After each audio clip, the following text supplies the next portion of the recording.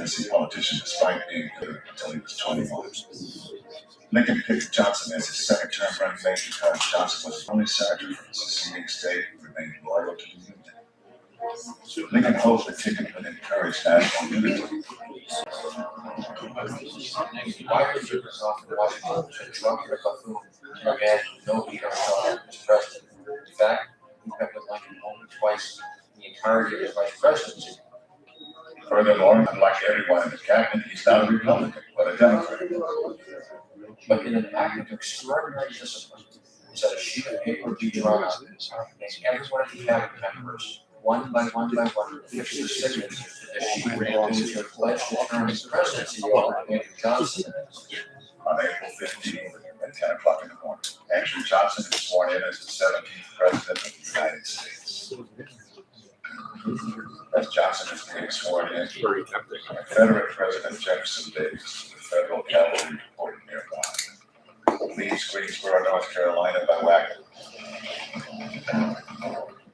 Easter Sunday, President Johnson meets with the Joint Committee on the Conduct of the War.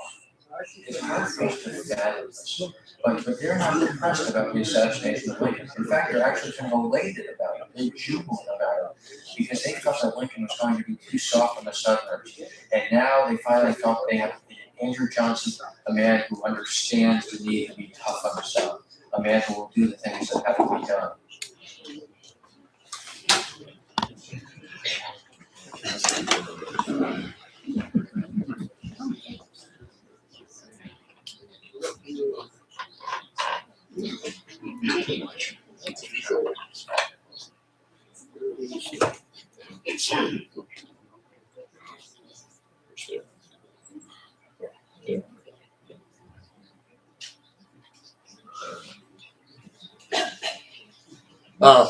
Whoops.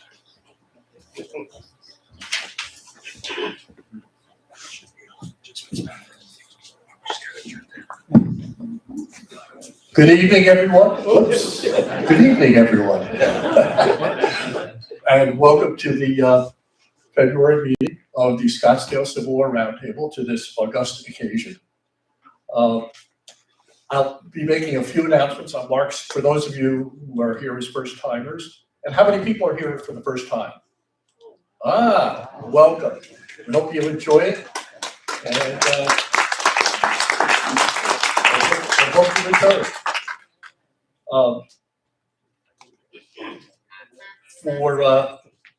So I'm Mark Stoller, president of the Roundtable. I'll be making a few announcements.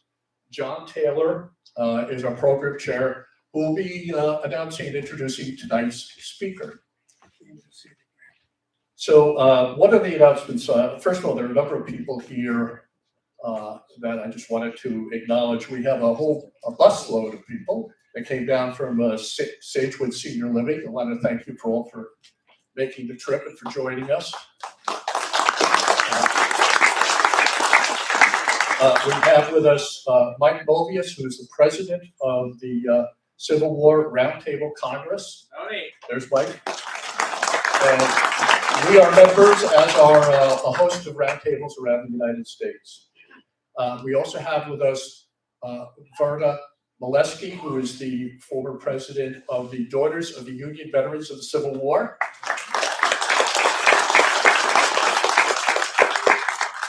Another person I wanted to introduce, and particularly for those of you who are new members or guests, is Howard Strauss. Howard, are you here? Yeah. Howard's over here. Howard is a resident of the Phoenix area and has spoken at the Roundtable almost 20 times. He is the most frequent speaker we've had over our history, except for Ed Bars. So thank you for Howard.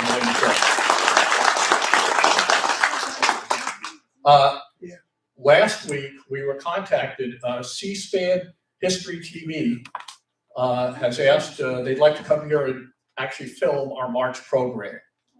And we received permission from the library. We're trying to work out the details. So that will be a first for us, but it'd be a really great opportunity for those of you who watch any of the watch C-SPAN or the History Channel on the weekends. If all works out, we're going to be on it.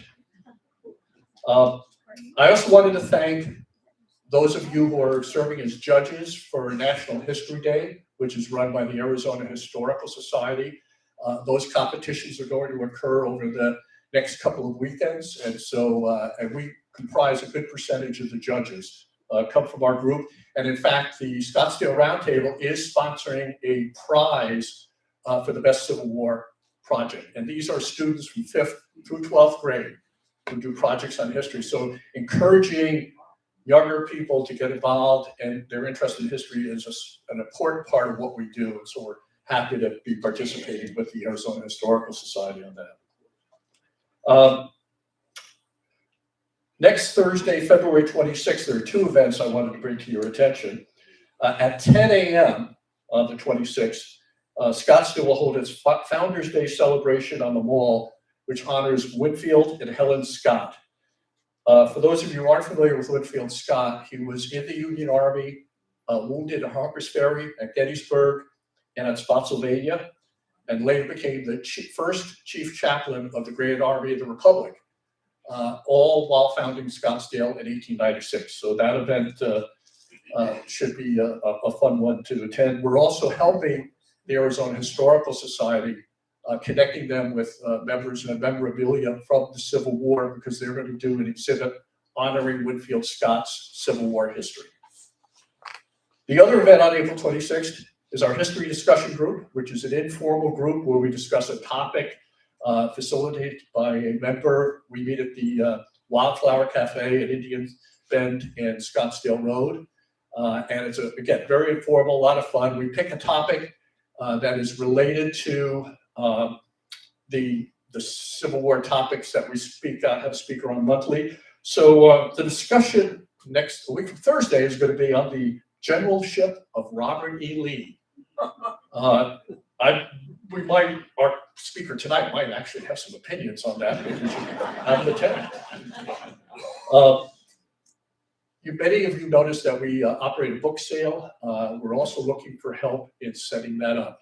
So if you're interested in coming a bit early, around 4:45 for our monthly meetings, we could use the help in doing that, and then in actually taking it apart at the end of the meetings, because we have a commitment to the Scottsdale Library to be out of here by 7:30, which we'd like to keep.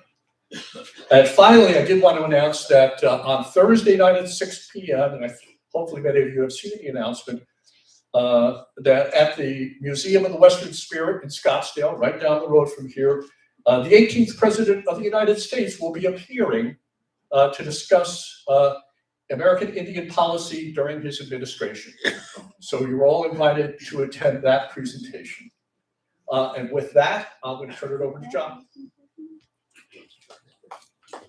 Good evening, everybody.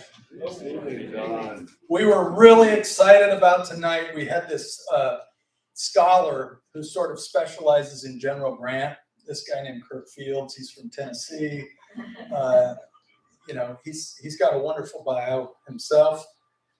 But unfortunately, the guy that we get instead is this very humble fellow who was born in Georgetown, Ohio, about 204 years ago.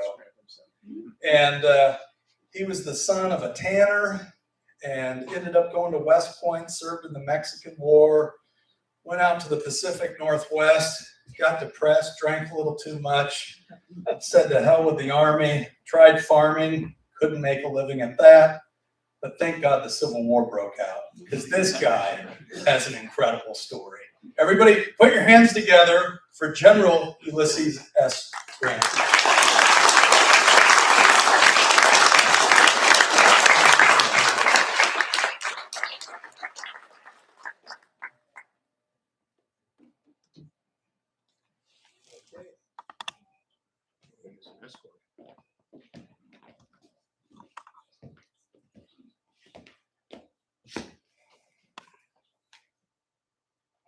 Thank you, Colonel. Be seated. Colonel Horace Porter. He is my escort for this evening, and he has come here from California to be here with you this night. And I want you to welcome Horace Porter.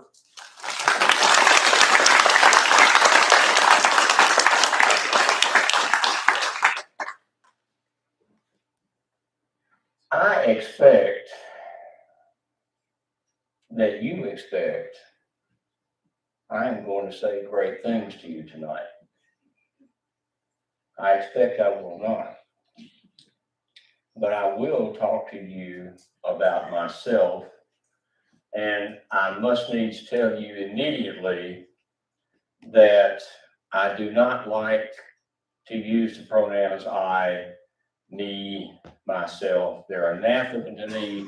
They taste bad in my mouth. I much prefer we or us. But in the topic for the evening, I must needs use that personal pronoun, so I ask your indulgence and know that I do not normally speak about myself so much. May I have your indulgence?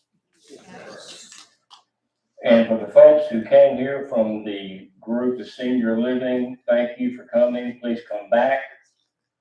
I am but a poor example of the people who stand on these boards. So notwithstanding tonight, please come back and be an active member with the Scottsdale Civil War Roundtable. I stand before you with my hat on. Now, I am, by definition of Congress, an officer and a gentleman. An officer is trained. Now, I hope the United States Army gets better in the future with their training programs, because my training is on the job. And I made a few mistakes that cost men's lives. But I like to think I learn quickly. Perhaps in the future, the Army will develop programs to where when a man reaches a rank, he is prepared for that rank. Sergeant, would you think that that would be the case? It's supposed to be. It's supposed to be. That's a good Army answer. But by definition, I'm an officer and a gentleman. Now, an officer should be trained. I'm learning on the job. A gentleman, I have been well bred.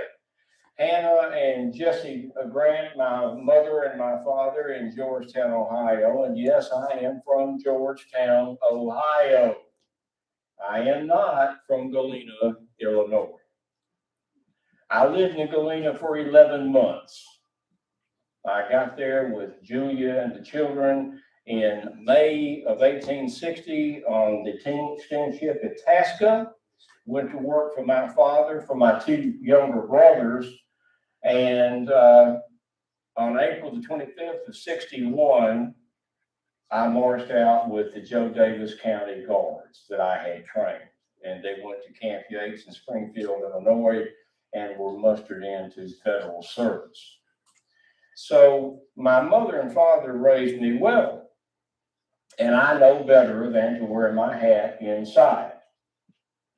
However, I have been described as General Grant looks like he could put his head through a brick wall, and was about to do it. Also, same individual wrote that General Grant always wore his slouch hat level upon his head, tilted neither to the left nor to the right. Sounds biblical, doesn't it? And not tilted at a jaunty angle, and low over his eyes. I never saw him otherwise. So for a few moments, I wanted you to see me as my troops see me on a daily basis. Now, having made that statement, and by way of an introduction, I will remove my hat. Now, you will see through no doing of my own, men who lose their hair do not lose it by anything that they do. In fact, the gene, as I understand, comes from their mother. So, gentlemen, if you have hair loss, that comes from your mother. I have hair, but through no doing of mine. I point that out to you only because after the Battle of Fort Donelson in Dover, Tennessee, the anniversary of which is today and yesterday and the day before, when I took that surrender, Simon Bolivar Buckner, one of my old friends, we were together at the academy for 3 years. And Simon surrendered to me. then there was a journalist from Chicago, I think the Chicago Tribune. I don't pay much attention to journalists. But this particular journalist, I think he's the same fellow, did two things. One was he saw me smoking or with a dead cigar. And I'll tell you a little bit more about how I came to have that cigar, because I was not a cigar smoker. I was a pipe smoker. Didn't care that much for cigars. But I had one at the end of the day of the 15th after the rebel breakout, and we pushed him back in and prevailed. So I've still got this cigar that Commodore Foote had given me. I'll elaborate a bit in a few minutes. And this journalist said he saw me sitting my horse, so he's looking up at me, and he said, "The great Victor Grant smokes a cigar." Well, in the next month or so, one of the fellows on my staff who keeps up with such things said that I got 12,000 boxes of cigars. At that point, I made the strategic decision that while I preferred a pipe, I like the 10-inch church warden style pipe. It's a cooler smoke with that long meerschaum stem. But with 12,000 cigars, I might as well smoke a cigar. When we first got them, when they first started coming in, my staff all had cigars in every pocket. And then more came in, and they began passing out cigars to lower staff, more junior officers, and then out onto the company streets. And after a couple of weeks, every man in the Army was smoking a cigar. And we were still getting cigars. So that's when I picked up the smoke a cigar. So that comes from the Battle of Fort Donelson and a journalist. Now, the other thing, that journalist, I suspect it was the same fellow. There weren't that many journalists at that time. Now, you see me standing before you this night with 4 stars. I got this rank on July 25th of 1866.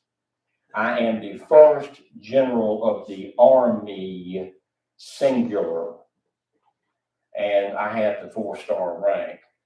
So, in a retrospecting about my life and career, I saw fit to wear this uniform. It's the rank I presently hold. Well, there weren't that many journalists with me at Donelson. I was but a brigadier general of volunteers and had not attained any name to speak of with journalists. I have them everywhere now. I trip over journalists now. And there's a journalist here this night. Where are you, Mr. Journalist? You're not showing yourself. You can do better than this. Yes. I have great respect for journalists, and I told him the first journalist that wrote about me when I was at Cape Girardeau, Missouri in '61, and they pronounce it Missouri in '61. I had just been promoted to brigadier general, and he wrote an article about me, and he apologized. Well, first of all, he said he described me as portly. I didn't take that very well. And then at the end of the article, and you may find this article if you care to research it, at the end of the article, he apologized to his readers for not having written about a more distinguished general, but he couldn't find one. And that's my first entry, my mention in the newspaper. This gentleman has done far better than that, I understand. But the journalist at Donelson, who saw me on the battlefield, said the great Victor General Grant smokes a cigar, and he sends a sketch back to Chicago. And I did 2 things. I was very pleased when I saw what happened. Harper's carried it. And it's like, I think the date is something like January the 25th or the 30th, a couple of weeks after the battle. But I made above the fold.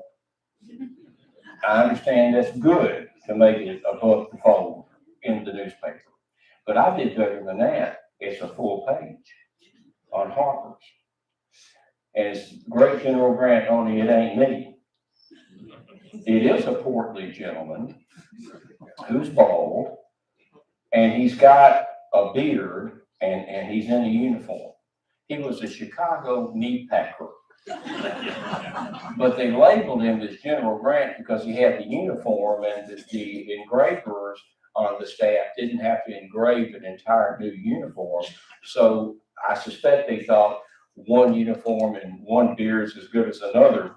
He did have a beard, and so there's a full page of me, but it isn't me. And that's my first picture in a newspaper.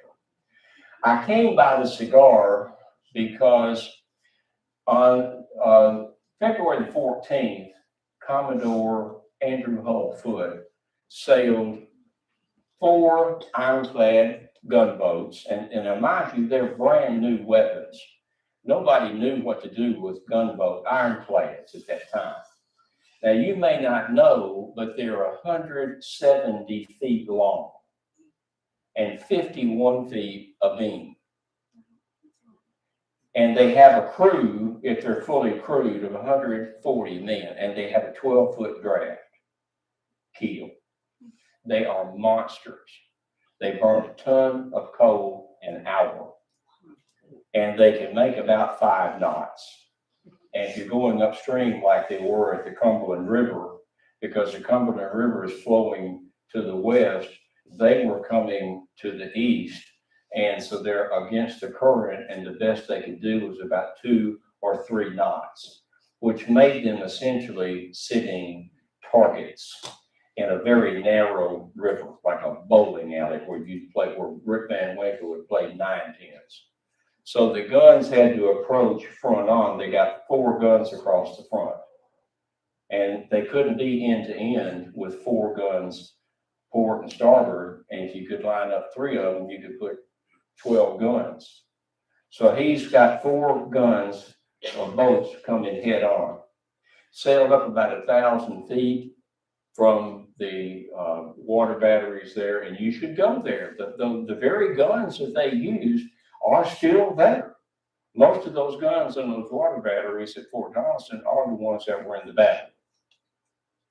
Well, the rebel gunners tore them up, as they described it. One commander said our iron plating, which is 4 inches thick on the sides of the vessel, were flying off like bark off a tree. They had 32 pounders, one 64 pounder, and they're 1,000 feet away. Those guns have a range of 2 miles. And they're firing 128 pound balls 1,000 feet. And they beat that fleet to death. And I was watching, I was up on the bank, because I was expecting him to take Fort Donelson like he had Fort Henry just a week before. He sailed right up to Fort Henry. Of course, Fort Henry flooded. Some brilliant rebel engineer built a fort on the floodplain of the Tennessee River. And it rains in February in Tennessee a lot.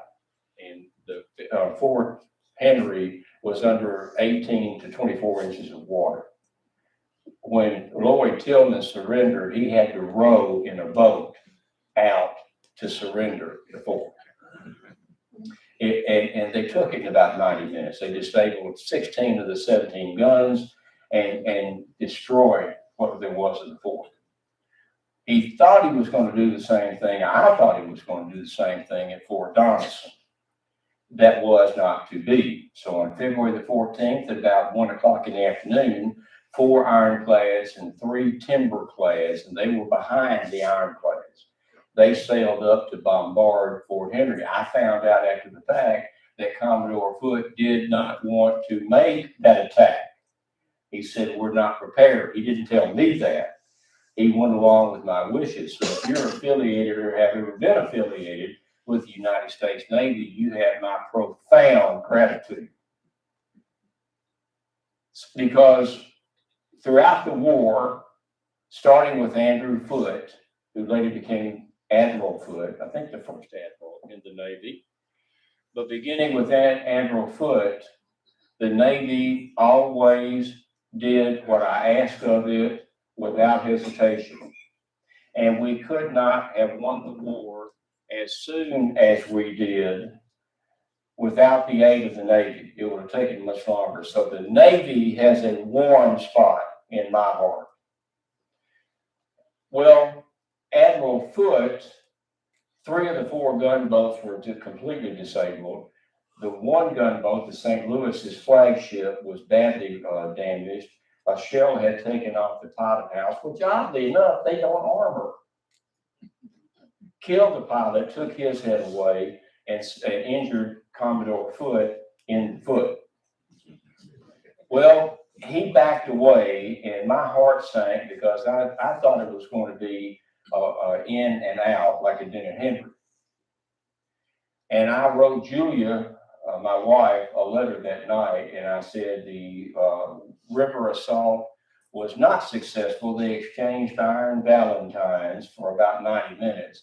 And the Navy pulled back. They had, well, there's no choice. They were drifting down. 3 of the boats had no tiller ropes or rudders, been blown away. So they're just drifting back down the Cumberland River. And I said, it bids well to be a long siege. And I did not want to do that.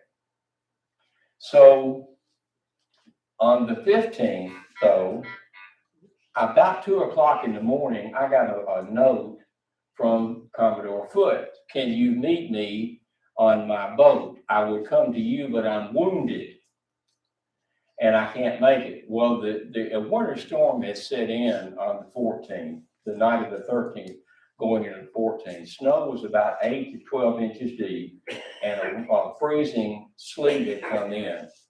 The wind factor, those who keep up with such matters tell me that the wind makes it feel colder than it really is. And that factor was at times 10 below 0. The nights of the 14th, the 15th, the 16th, and the 17th. The dead and wounded they were frozen stiff, the dead, and the wounded had to have their hair cut before they could, because it had frozen to the ground. That's why it was early. That was 10 months into the war. The war starts April the 12th of 61.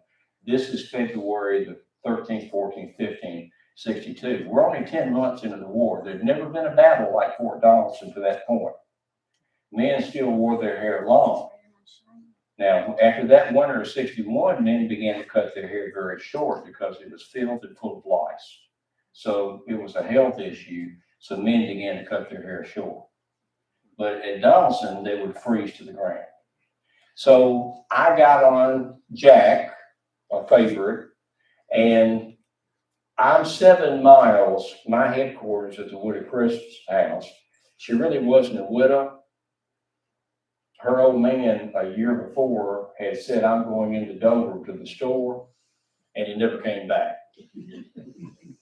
But the folks in the area around Dover, out of courtesy and kindness, called her the widow.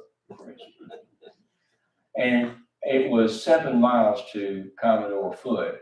And you get a horse, about 1,500-pound horse, on 4 iron hooves, and it's a little hard to ride. But we picked our way up to the gunboat. This is the morning, early morning of the 15th going into the 16th of February. And I met with Commodore Foote, and he said, Grant, I've got to go back to Cairo, and they pronounce it Cairo. Looks like it would be Cairo, Egypt, but they say Cairo. And they don't say Cairo, they say Cairo. I'm going back to Cairo and get my boats fixed, and my heart sank again, and I begged with him, don't do that. Pull right around the bend of the river from the water batteries. Remember, it's like a 9-pin alley. But there was a little bend in the river. Steam around the bend, drop anchor, and keep steam up, and have those smokestacks with that smoke. For if you leave, the rebels are going to consider it a moral victory, and it would make things harder for me. So he said he'd do that. But while he was there, he offered me a cigar. Now, I have a tobacco habit. I tried smoking in the academy because they said we couldn't.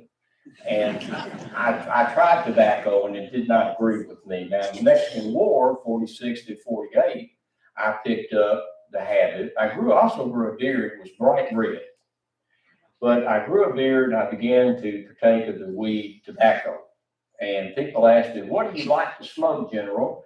And the reply is, well, in Mexico, I smoked El Sol, the sun. And when I was at Donaldson, which I'm telling you how I got into that, I got all manner of cigars. I will tell you this, though, that the higher I have risen in rank, the better the cigars have gotten. I don't have a particular brand because I smoke what's given to me. I'll start looking for a cigar. I don't have any cigars tonight. Julia said, Liz, don't do that. You're going to be in a nice place. Don't smoke a cigar. Some of the ladies might be offended. And Julia also told me, Liz, when you stand up in front of those people, be sure that you stand up straight and be sure that your trousers aren't caught in your gaiters. So I'm all right. She also said, don't put your hands in your pockets. Well, Julia ain't here, so I'm the most military man in American history, I've been told. Well, Commodore Foote offered me a cigar. Now, I liked it. I dip, I chew, I smoke my pipe. And Commodore Foote, I need to tell you, though, is a preacher. He's a preacher of the gospel. And I mean, he will lay that word upon you. He will make you testify sitting on the foredeck of one of his boats. And he preaches every Sunday. And everybody attends. And if the word on the ship is, if you're dead, you get somebody to prop you up on the side of the boat, the cabin, and you be there. And I like to tease Commodore Foote and tell him, you're the only preacher I know who has 100% attendance every Sunday, and everybody stays away. He stopped the grog ration in the United States Navy. You know, they used to get 4 or 5 ounces in the morning, I think in the afternoon too, grog ration. Get that whiskey. Well, Foote stopped that on his boats when he was over in the African patrol in the 50s chasing slave traders.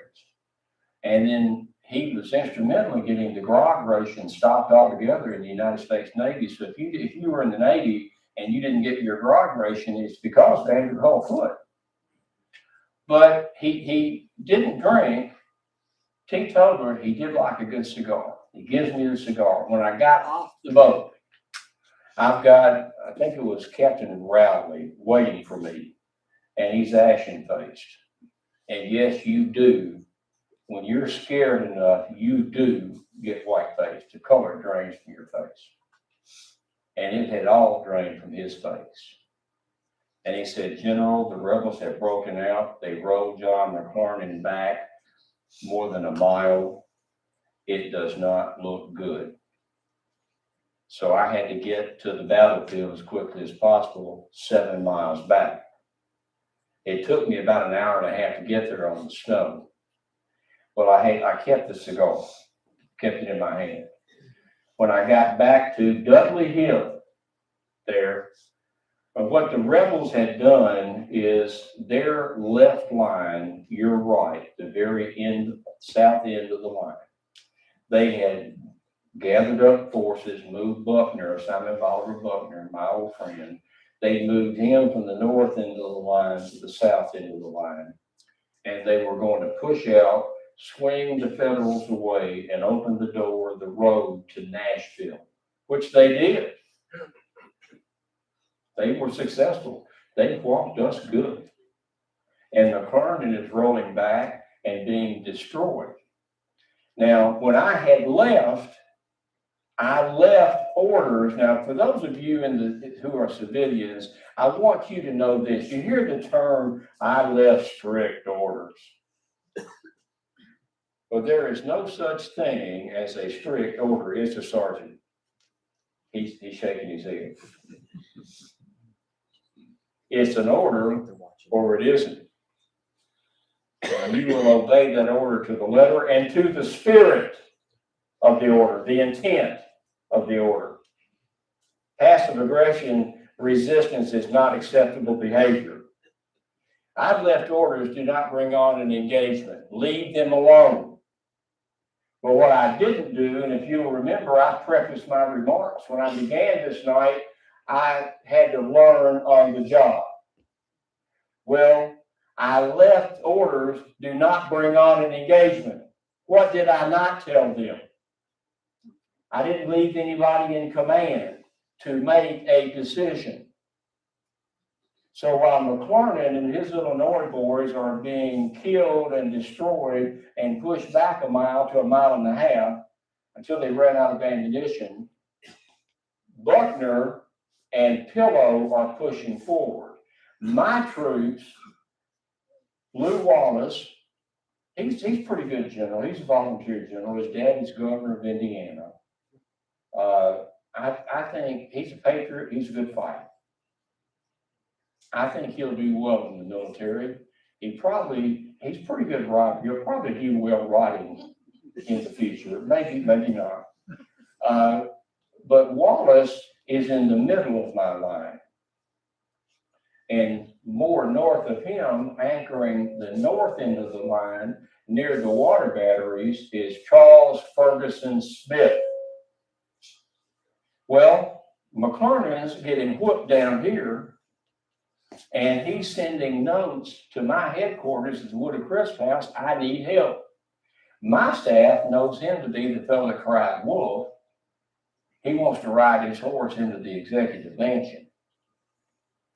That's what he's wanting out of the war. And he can't follow an order. And he argues with me about every order I give him. But my staff is ignoring him until he finally sends enough notes, I need some help. That's when Rowley goes up to meet me at Commodore Foot's flagship. Lew Wallace, though, is right next to McClernand, and McClernand sends him entreaties and says, please move in here and help me. So Lew Wallace, to his credit, he took action that could have cost him his rank, a court-martial. He ordered his men into action. They came in and slid to the south. It got in between Gideon Pillow and Buckner and stopped the onslaught. And he did that against orders, I guess you could say, certainly without orders.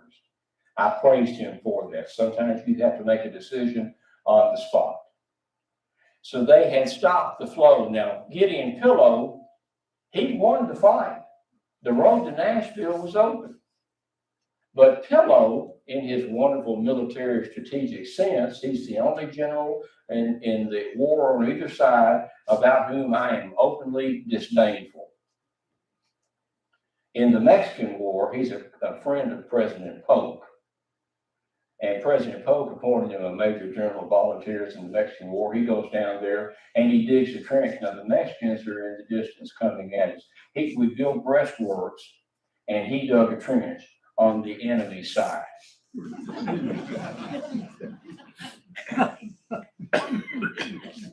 On the 9th of February at Fort Henry, I told my staff we're going to ride the 12 miles. Now, Henry and Donaldson are only 12 miles apart.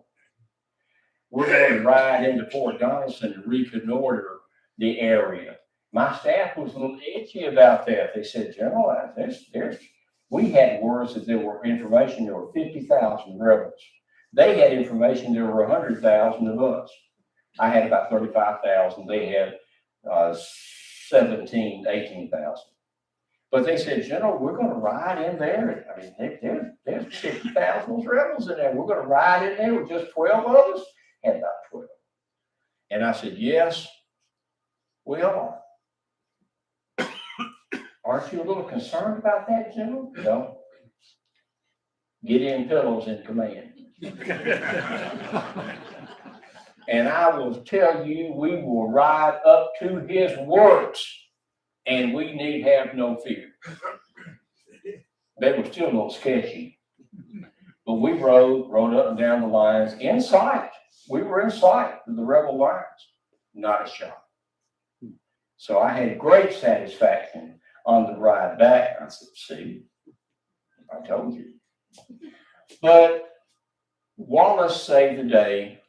Pillow had thought, we're going to push the Yankees out of the way and then come back, load our wagons, limber our cannons, and we're going to ride out the Nashville run. As if the Federals are all going to stand back in the back and wave at them while they leave. So when he pulled back, he won the battle. If he kept moving, all would have been lost. But when he pulled back, Buckner, who was he was the only professional commander there, he comes over and he said, well, he told me at the surrender what he had said to Buckner, Gideon Pillow, and none of it bears repeating. But essentially, he asked him, what are you doing? And Pillow said, I'm coming back in to get the equipment and the supplies, the wagons, the guns, and we're going to march down the river road to Nashville, Tennessee. And Buckner said, no, you're not. Look, now by this time, I've gotten on the scene. And when I rode up with my aide to McClernand and Lew Wallace, they're both sitting their horses on Dudley Hill. And I was on Dudley Hill 48 hours ago. The trains are fast these days. But I was on Dudley Hill at Fort Donelson, and you can stand on Dudley Hill this day if you choose.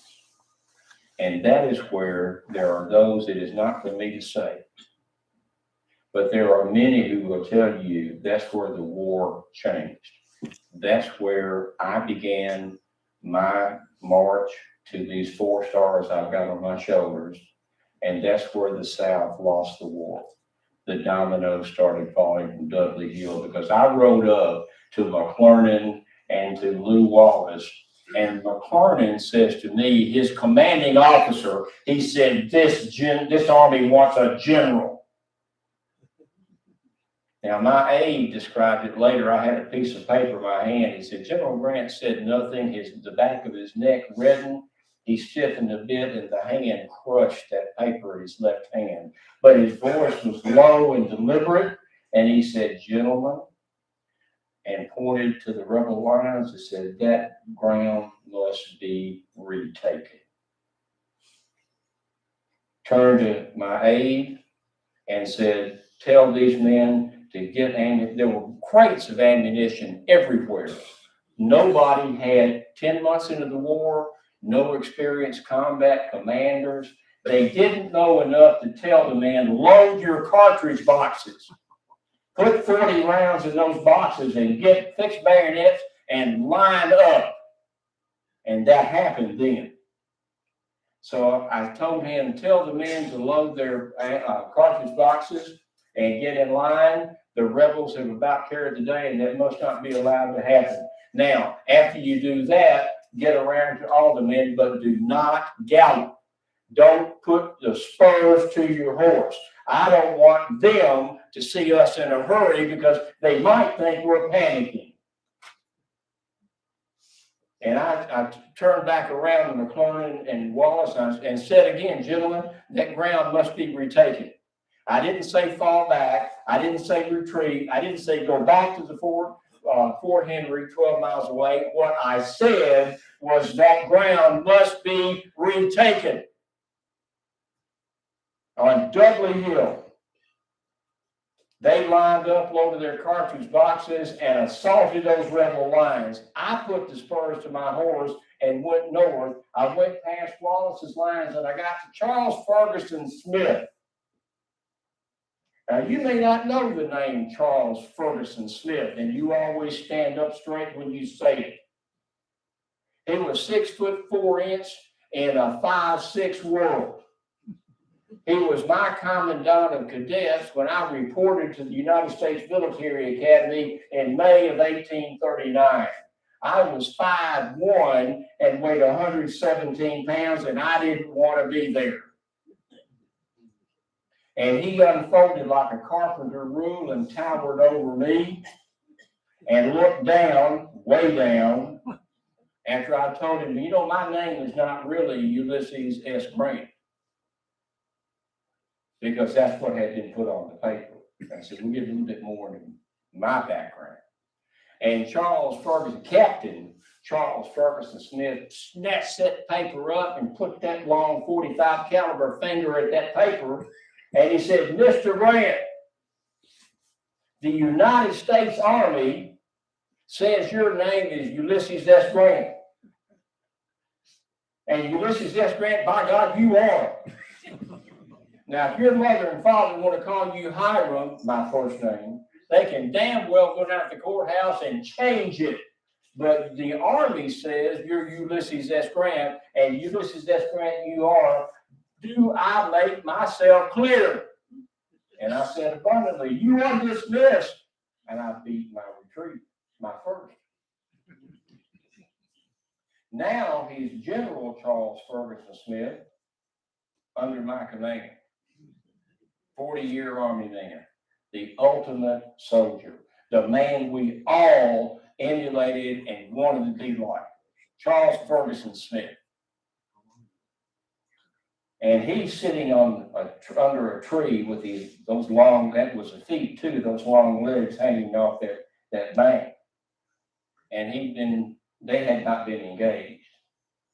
And I rode up to him and I said, General, you must take Fort Donelson because Buckner's lines are in front of you. They moved Buckner south to mass the troops to overwhelm McClernand. I knew if they're strong there, they're weak someplace else, and there is where they are weak. You must take the fort. He slapped his knees and stood up and unfolded again and said, I'll do it.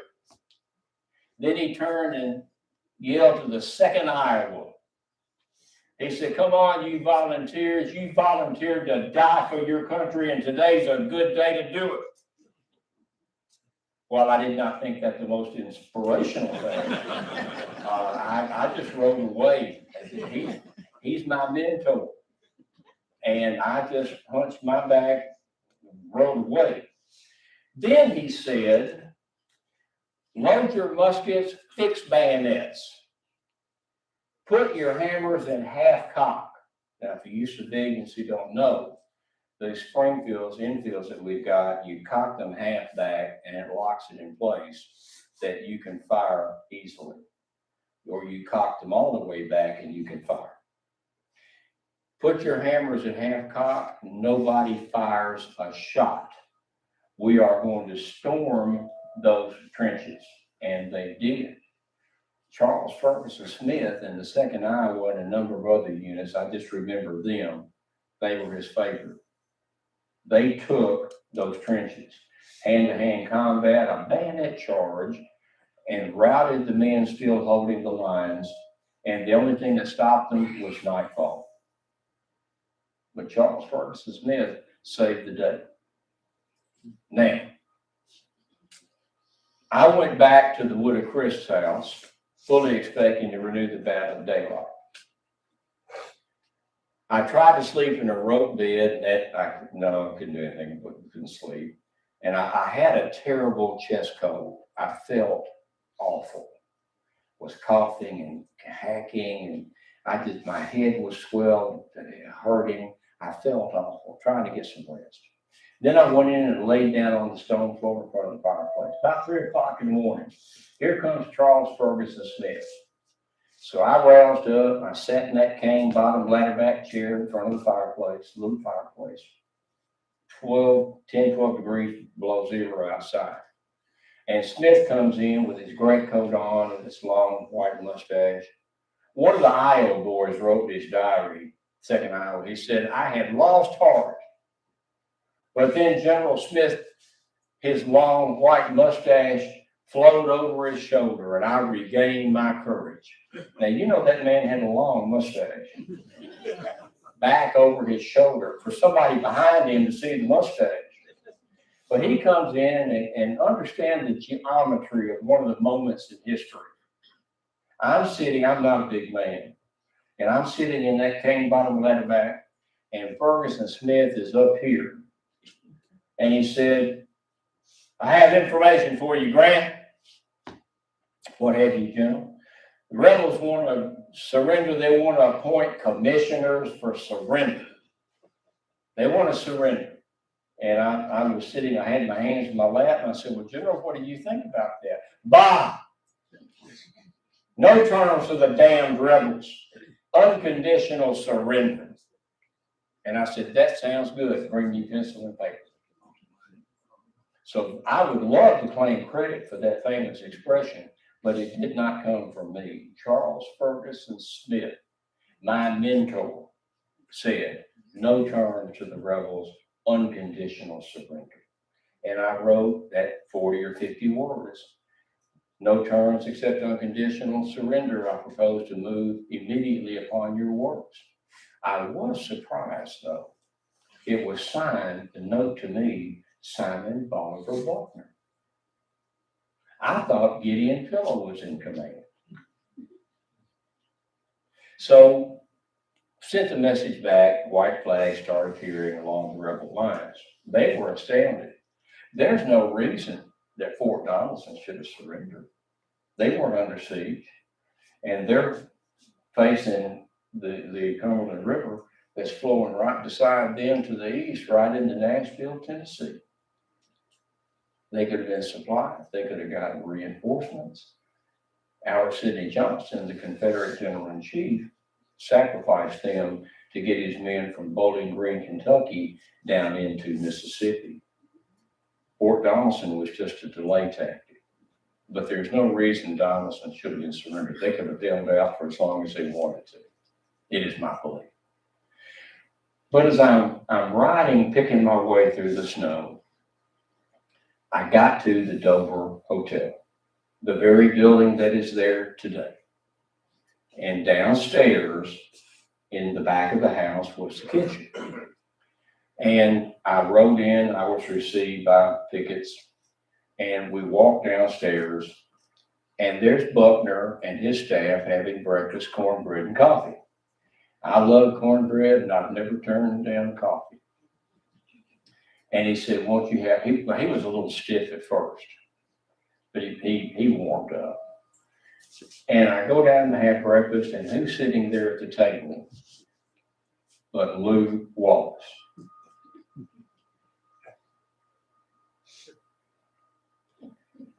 I'm only the general commanding. Wallace is a BG, Brigadier General, who is much junior to me, but he's a civilian political appointee. He did not know, I'm assuming he did not know military protocol. You see, for you civilians who may not understand, you might refer to it as the pecking order.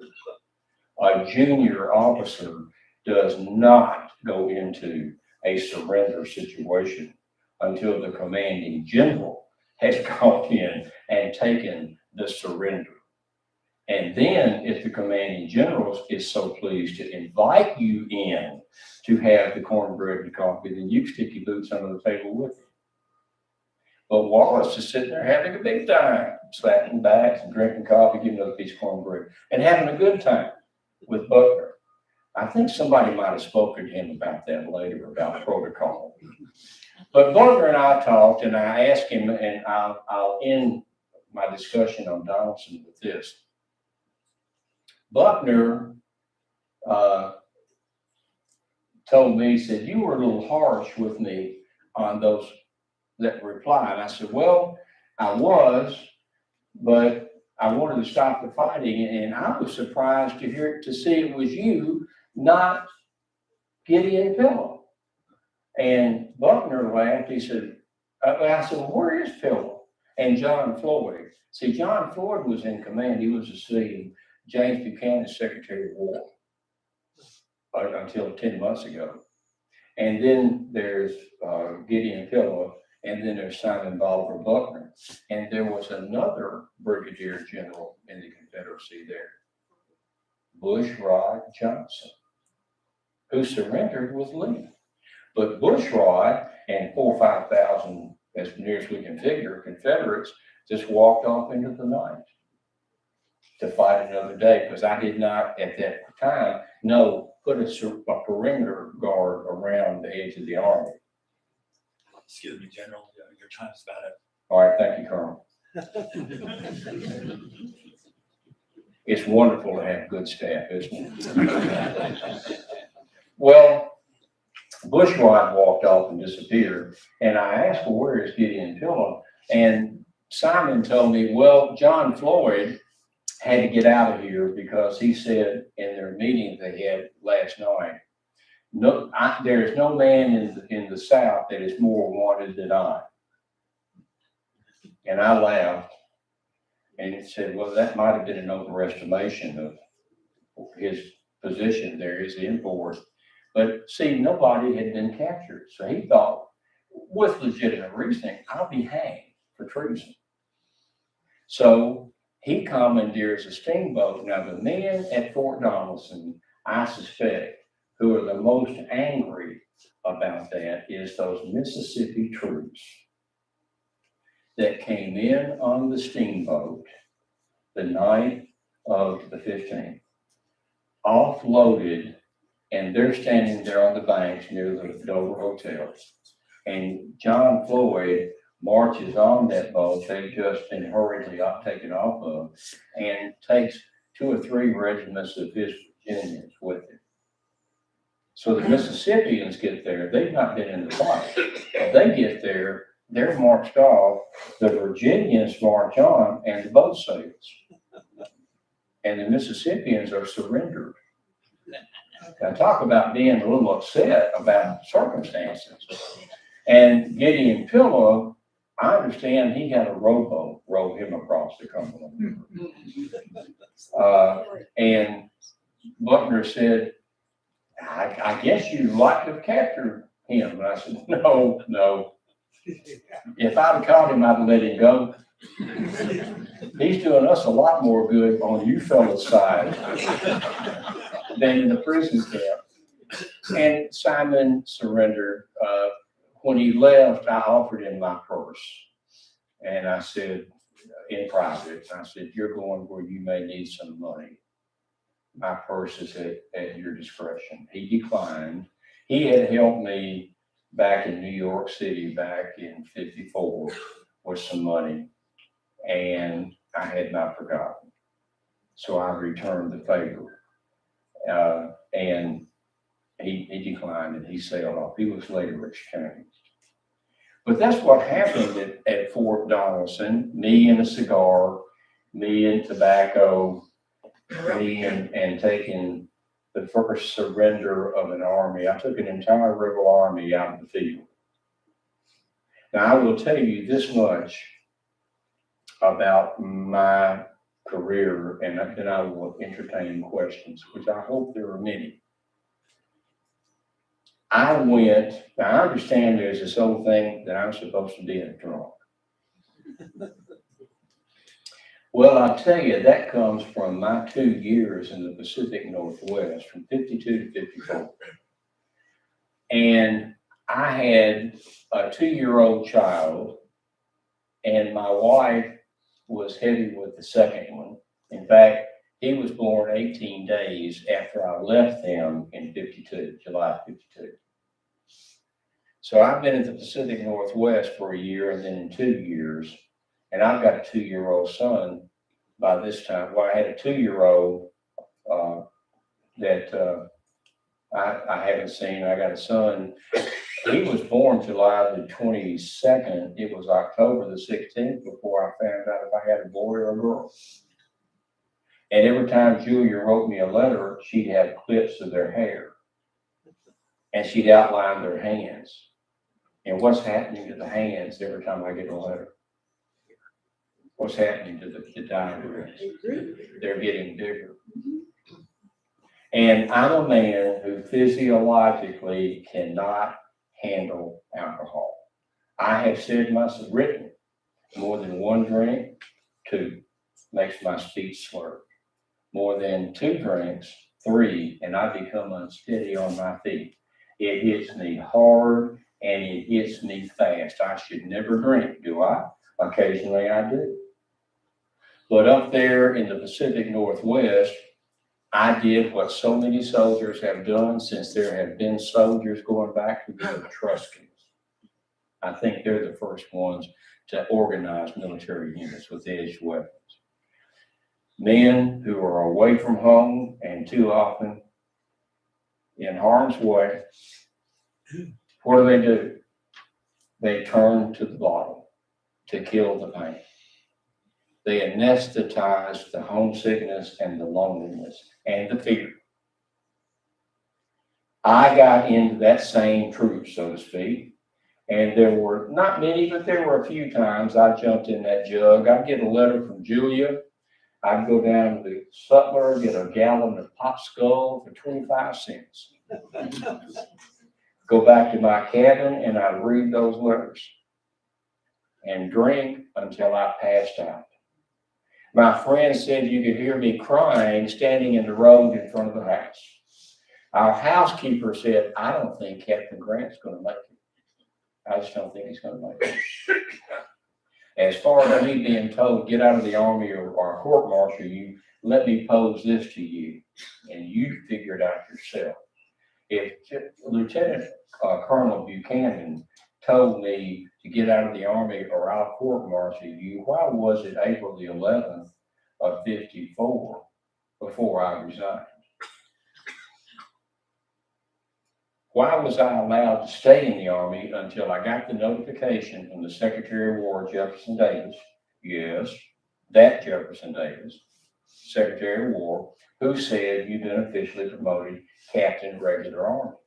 And I had kept that rank. I stayed in until I made captain, because even though we were in the northwest corner of the country, we read the papers. We know what's going on in the southwest corner, east corner of the country.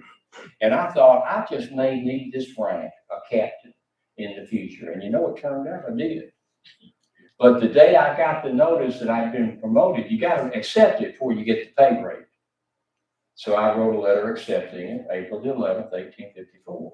And I wrote another letter immediately resigning from the Army. And I went home to my wife and babies, which is where I wanted to be. Now, I'm supposed to be running out of the Army. I was not.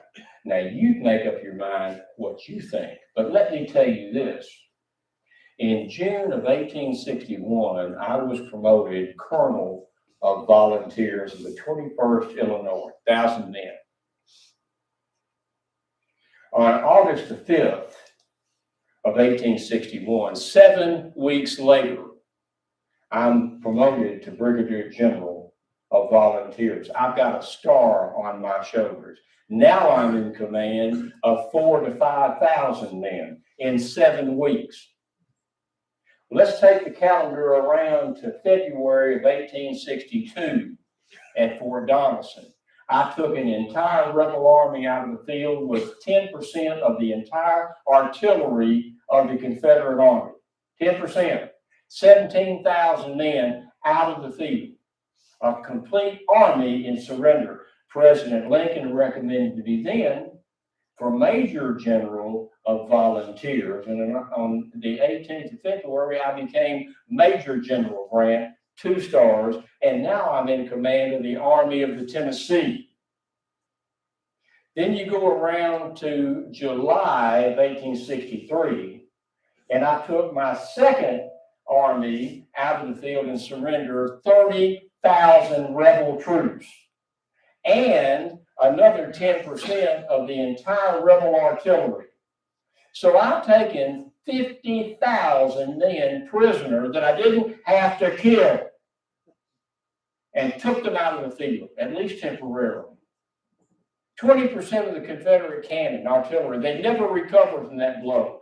And for that, President Lincoln promoted me or recommended, the Senate concurred, and I became Major General, Regular Army. Now, for you civilians that don't know what that means, I should tell you. That means that when the war is over, I stay in the Army. The volunteer go home. They go home. But I'm Major General Grant, my 2 stars, and I stay in the Army. I wrote Julia a letter and I said, for the first time in our lives, We are financially independent. So I'm Major General Grant now. Take it around from July 63 to April of 65. Robert E. Lee surrendered. He surrendered the Army of Northern Virginia. There were about 18,000 there at Appomattox. When the word got out that he surrendered, another 25 or 30,000 came back in to get that parole, because most of those men had to go as far south as Key West, Florida, into Alabama, into Texas, and the war was still going. There were 15 surrenders after Lee surrendered to me. So for these troops to get from Virginia all across the South, they needed something that said they were surrendered, they were non-combatants. So 50,000 plus came back to get parole slips. So now, and in March of 64, I was promoted to Lieutenant General. I got my 3rd star. So August of 61, Brigadier General, February 62, Major General, July 63, Major General Regular Army, March of 64, Lieutenant General, the first one since George Washington.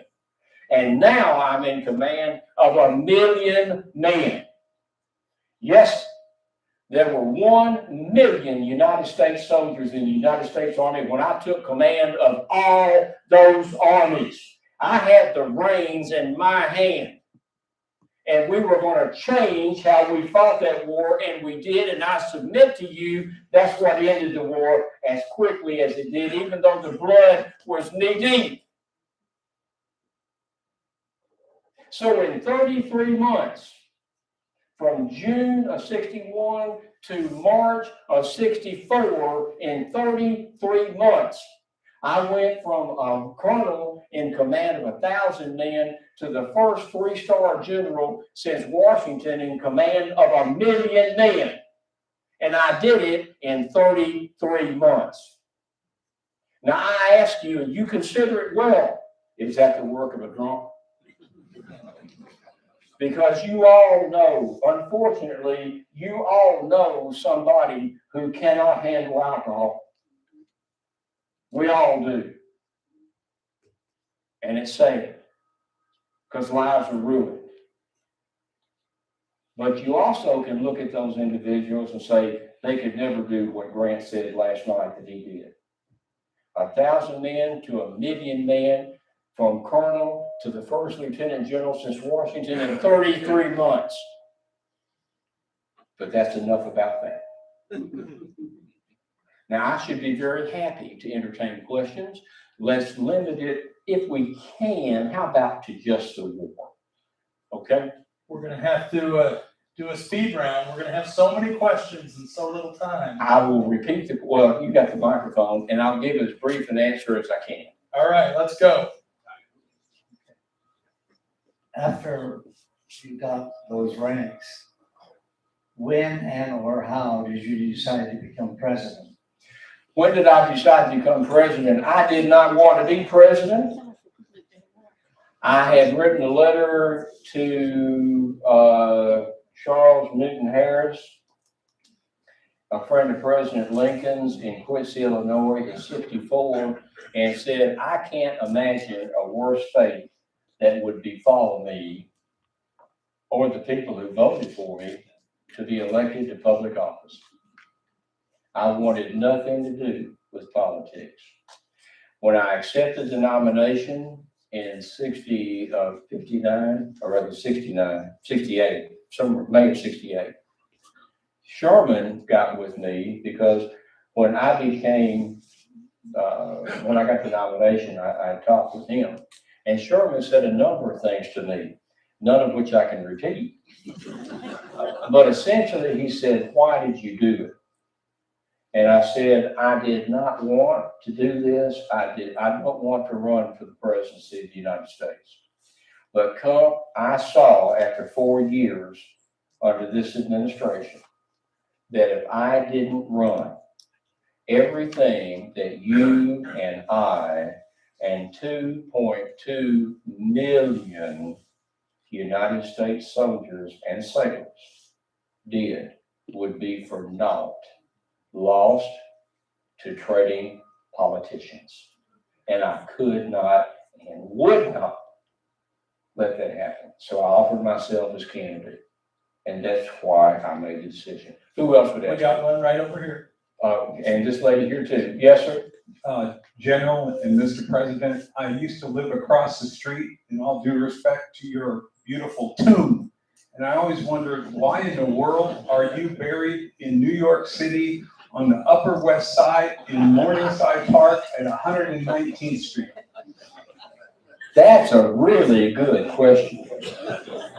I can tell you though briefly, if I allow me to slip time a bit. When after we got back from our round the world trip, 77 to 79, Julia and I, 2.5 years, we moved to New York City because that was the nerve center of America and indeed the world. And Julia is quite the socialite. I am not. So Julia wanted to live in New York City, and I like New York City as well. So we moved to 3 East 66th Street, 5-story brownstone, right near Central Park. And on July 23rd, I don't remember anything after July 23rd of 1885. But when that occurred, Washington wanted me, Galena, Illinois wanted me, Georgetown, Ohio, Columbus, Ohio, Washington City, many places wanted me to be entombed there, buried there. But Julia said, I think the greatest city in the world should have the greatest man in the world. And she could walk down and visit. We had one more question. This lady right here. Just a quick one. My great-grandfather was captured at Fort Donelson, by the way. Her great-grandfather was captured at Fort Donelson. Yes. All right. I have his papers, by the way. He signed them. Oh, I'll leave the Union alone, and he walked to Arkansas and re-signed up with his son. But anyway, that battle it resulted virtually in all of Kentucky, as well as much of Tennessee, including Nashville, falling under Union control. That's correct. So you did a good job there. Well, thank you. That means a lot coming from a great-granddaughter of one of the men that surrendered to me. Yes, I know. Well, that only happened because of what the hell were they? Pillow and Floyd. Floyd. Pillow Yeah, and they Floyd. lost their nerve and they put the guys back in the fort while you were gone for a while. Yeah. And then they escaped and left everybody else there to get captured. So they were cowards. They were. Yeah. Neither one of them ever held a position of responsibility after that. No, they should not. If you ever go to Memphis, Tennessee, go to Elmwood Cemetery. Elmwood Cemetery has 13 Confederate generals buried there and 3 Federals. But Gideon Pillow is buried there. And his tombstone is about, I guess, 36 inches wide, maybe 48 inches tall.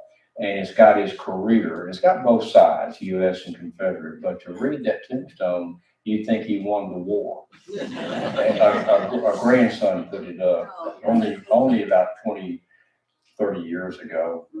I think nothing of Pillow. He left your great grandfather hanging. Yeah. Who else has a question? I think we Yes, have got time for one. one more. Let's do him. He got his hand up. Yes, sir. Your eyes must have seen a lot of horrible things. Indeed, and I can't stand the sight of blood. Is there any one scene or thing that sticks in your mind and you think will last forever? Two things stick in my mind. If you read my memoirs, And I have a recommendation, again, let me slip time. The Ulysses S. Grant Presidential Library has published several years ago the annotated personal memoirs of Ulysses S. Grant.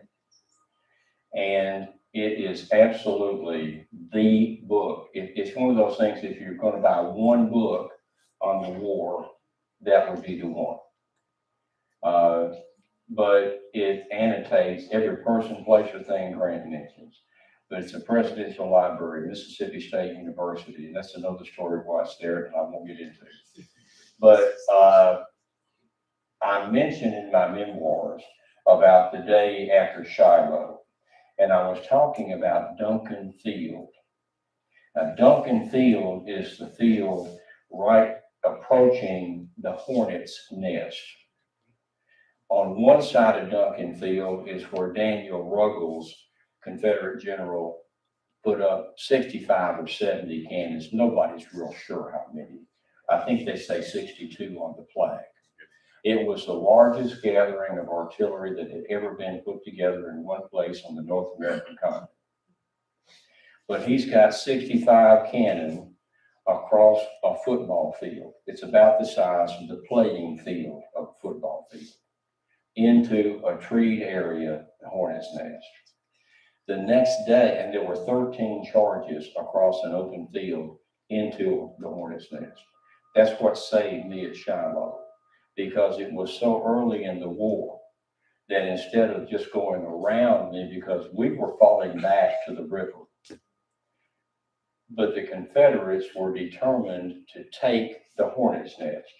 And it's a half a mile, almost a half a mile. And they could have easily encapsulated the 2,500 men in there and gone around and pushed us into the Tennessee River. It was only 51 weeks into the war. Only 51 weeks. Never been a battle fought like Shiloh. 100,000 men over 30 square miles of area. Never been a battle. People in Jackson, Tennessee, 50 miles away, felt the battle in the ground. When the wind blew, they heard the Battle of Shiloh. The next day, on the 8th, we fought the 6th and 7th. I went across through the battlefield, and I made mention that the fields, one field was so strewn with dead that you could walk diagonally or in any direction you chose, from one side of the field to the other, your boots never touching the ground, stepping only on the dead bodies of men. Never forget that one.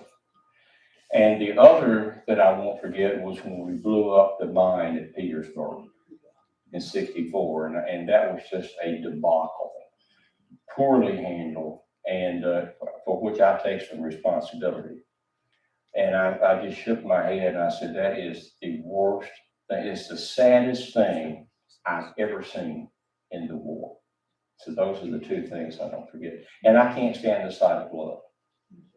Now, in combat, in the battle, it does not bother me, but when the fighting's over, I can't stand the sight of blood. When I eat food, if I eat meat at all, I like pork chops.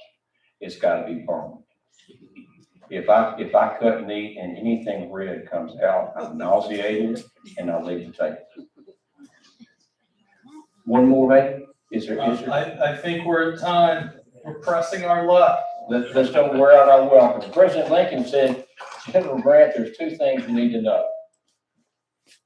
Don't wear out your welcome, or those folks won't ask you back.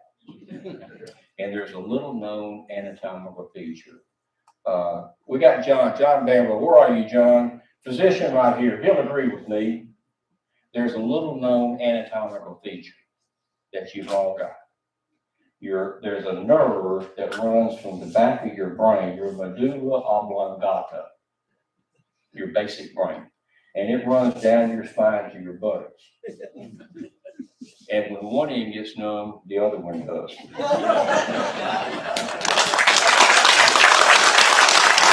Thank you, General. Remember, everybody, Museum of the West 2 nights from now, Thursday night. Support the round table. Support the round table. Come back. Bring somebody with you. Thank you. Thank you.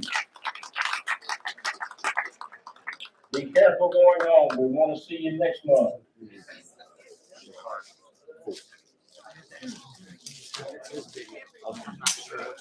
We were talking about it since.